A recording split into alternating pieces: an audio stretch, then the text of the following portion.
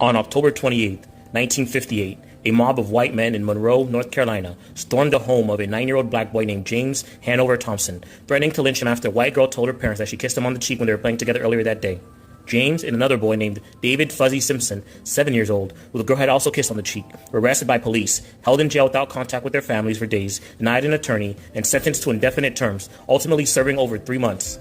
Earlier in the day, a group of children, including James and David, were playing together outside when they started a kissing game, during which a white girl their age named Sissy Marcus kissed James on the cheek. After the girl mentioned the kiss to her parents, her father grabbed a shotgun and arranged a mob to go to the Thompsons' home, where they threatened to lynch James, David, and their mothers. The boys were not home when the mob arrived, but the police found them shortly thereafter and jumped out with their guns drawn before taking them into custody, where they were beaten by the police. James and David, unaware of why they were in custody, remained in jail for 6 days without being allowed to speak to their parents or any attorneys. On October 31st, a group of police officers broke into the boys' cell wearing white sheets like the KKK to intimidate them, while white residents of Monroe burned a cross on the Thompsons' lawn and fired shots into their home throughout the boys' detention. Both Evelyn Thompson and Jenny Simpson, the mother of the 2 boys, were fired from their jobs. After a brief hearing on November 4th, in which they were denied the right to an attorney, James and David were charged with molestation and sentenced to indefinite terms at the State Reformatory in Hoffman, North Carolina, because they were kissed on the cheek by a white girl.